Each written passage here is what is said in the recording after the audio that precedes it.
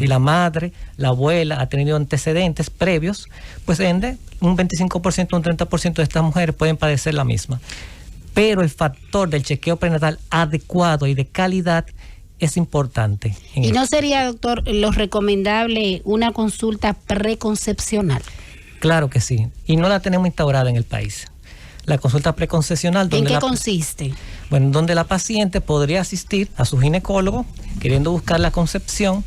Dentro de ello se visualizaría bajo analíticas, estudios, si la paciente tiene las condiciones específicas para poder concebir en ese momento. Si tiene alguna patología de base, llevarla lo más eficiente posible para lograr ese embarazo. Debería ser así, que la mujer buscara su producto de atención. Doctor, hace un momentito le preguntaba acerca de estas patologías fetales, por ejemplo, un niño que venga con hidrocefalia o alguna malformación congénita, ¿no puede ser una de las causas también de que el embarazo se convierta en alto riesgo? Sí, señor. Tenemos la clasificación de mediano riesgo, que es el riesgo 1, alto riesgo, que es el riesgo 2, el riesgo 3 sería alto mayor riesgo. Dentro de eso, las malformaciones congénitas comienzan en el riesgo 2. Okay. Pues conllevan muchas patologías que pueden alterar tanto a la madre y el producto conllevar a una complicación X o Y de la usuaria. Muy bien.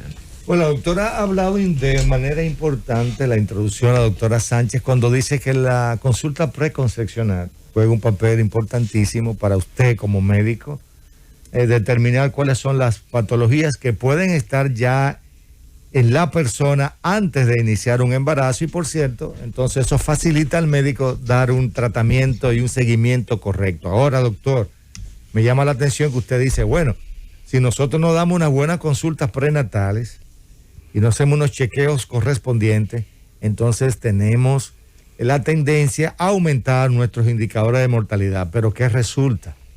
Y eso es lo triste, lo que voy a decir. República Dominicana tiene una gran característica, es que nuestras pacientes acuden a los chequeos prenatales. Se habla de que alrededor del 99% de nuestros pacientes acuden a sus chequeos prenatales. Y sobre todo, y más lamentable, el hecho de que son atendidos en los centros hospitalarios donde están los especialistas. Sin embargo, estos pacientes de alto riesgo tienen en Dominicana unos indicadores que nos dicen a nosotros que hay algo que no anda bien. ¿Qué sería lo que está pasando en Dominicana, doctor? Si no obstante, tener esa cantidad importante de consultas prenatales y sus chequeos correspondientes y ser atendidos, asistidos esos partos en hospitales de tercer nivel, como llamamos en República Dominicana, y de repente tenemos estos indicadores que entonces no están acorde con lo que se lo No, y lo que dijo UNICEF, doctor, que las muertes maternas y neonatales van a superar muerte por COVID en el 2021. Es alarmante lo que dijo UNICEF, que salió en el periódico. En ese sentido, en los titulares. Eso lo vi. Tiene cierta razón, porque van 1.459 muertes neonatales. Estamos hablando de un promedio de 200 muertes neonatales por mes en lo que va de año. Atrasado que tenemos el boletín epidemiológico, porque estamos en el 31 y deberíamos estar en el boletín 34, que es el que debería estar en rigor a la fecha. Y van 150 muertes maternas. O sea, un promedio de 21 mujeres está falleciendo por mes en el país. ¿Eso está relacionado, doctora, al embarazo de alto riesgo? Claro que sí. ¿O a la calidad de la atención? La causa, como usted muy bien dice, más común es el trastorno hipertensivo del embarazo, tipo preeclampsia más que nada, y entra dentro de los riesgos del embarazo, riesgo 3, la preeclampsia grave con las convulsiones, que es la famosa eclampsia. Entonces, ¿qué nosotros visualizamos cuando estábamos como coordinador materno? Las pacientes tenían 5, 6, 7 chequeos. Lo importante no es que te vean mucho, sino que te vean con calidad y que realmente te examinen. Cuando una paciente ya aumenta más de 4 libras en un chequeo prenatal, hay que tener ojo visor con ella. Más de 4 libras. La ganancia de peso estipulada en un embarazo es de 22 a 25 libras en todo el embarazo, un promedio de 2 a 3 libras por mes. Y siempre llegaban esas pacientes 4, 5, 10 y 15 libras aumentadas. Esa toxicidad endotelial que está ocurriendo en nuestras usuarias, los lípidos y hiperácidos aumentados, se representa en ese aumento de peso en esa usuaria. Entonces no le estamos dando la importancia a ese aumento de peso de ella. El embarazo es hipotensor e hipoglicemiante por excelencia. Cuando tenemos una tensión arterial por encima de 90, la diastólica, ya está alterada en el embarazo. Y muchas veces pasa desapercibido. Y empezamos con el problema. Cuando tenemos una glicemia mayor de 90 y está alterada en el embarazo, podemos caer en diabetes y embarazo con 105 de glicemia, 105, que en otra persona común y corriente eso es algo normal. O sea, doctor, que el aumento de peso en el embarazo, para que el pueblo entienda, va a traer como consecuencia, ¿qué puede traer como consecuencia? El trastorno hipertensivo del embarazo. Que suba la presión. Sí, señor, así mismo. O sea, es uno de los signos indicativo de que en los próximos meses, si el paciente no lleva una rigurosa dieta, un riguroso seguimiento, posiblemente ya está establecida la enfermedad y la va a desarrollar, así es, doctor. Exactamente. Entonces se hacen pruebas para entonces certificar lo mismo. Una paciente puede tener una ganancia de peso y no tener necesariamente una patología de base o que vaya a crear una patología. Así es. Pero se hacen las analíticas de rigor: ácido úrico, transaminasa, TGO, TGP, bilirrubina total, bilirrubina directa, creatinina, urea, para ver si se ha alterado alguna de ellas. Y el simple hemograma, ver si tiene una plaquetopenia, está hemolizando. O sea, usted habla, doctor, que usted se enfoca en ver los exámenes que están relacionados a los principales órganos que afecta esta patología, claro, como riñón, sí, hígado. Claro. Eso es así. El órgano más afectado es la vía renal. La endoteliosis glomerulocapilar, glomerulonefritis, que es algo que también tendríamos que debatir en otro escenario más académico, en el sentido de residencia y lo demás. Se ha dejado de hacer la depuración de creatinina en los hospitales. Cuando el daño es glomerular en las pacientes con trastorno hipertensivo del embarazo.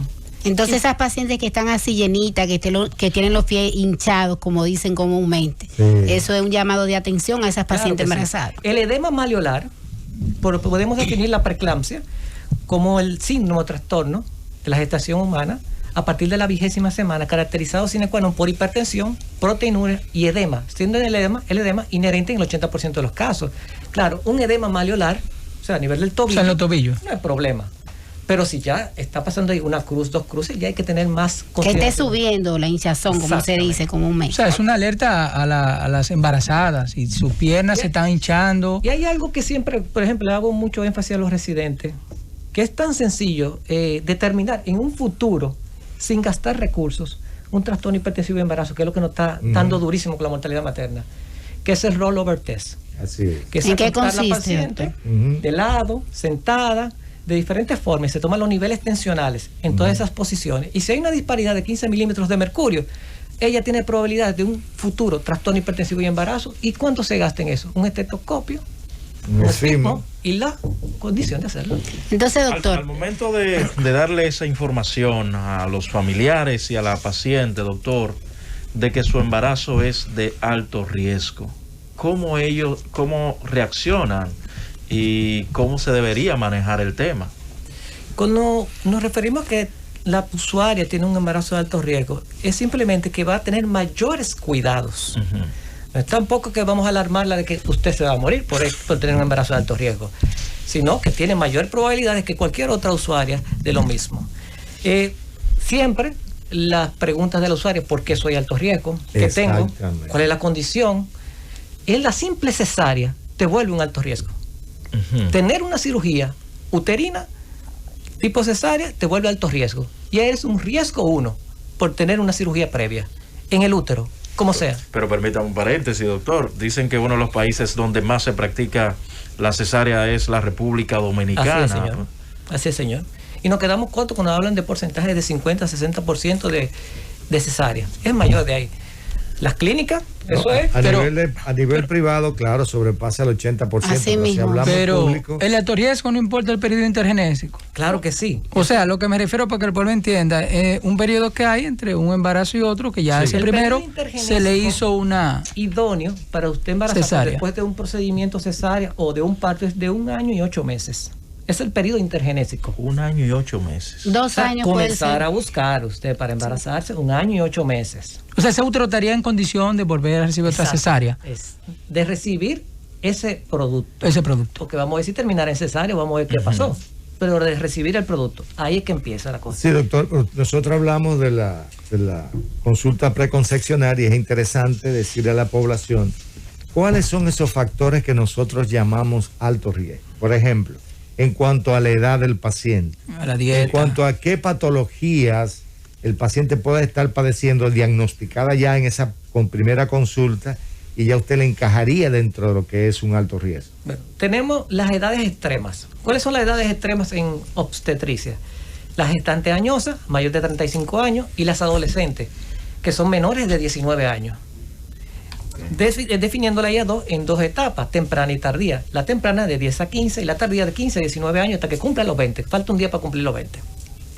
En cuanto a patologías, es importante, eso es aquí en Latinoamérica, porque en Europa las gestantes añosas son por encima de 40 años. Sí. 35 Rondón, yo creo que ya no es Aquí tan no. adulto. Lo que pasa es que va maunado en Oye, hay una Latinoamérica. muchachita que se ven jovencita Lo con que 35. sucede es que, como decía el doctor Rondón, ya los pacientes mayores de 35 años tienen también, ¿Cómo? se consideran alto riesgo porque está considerado que aparecen mayores cantidades de niños malformados. Síndrome de Down, trisomía 21, aparece mayor en las pacientes de 35 años en adelante.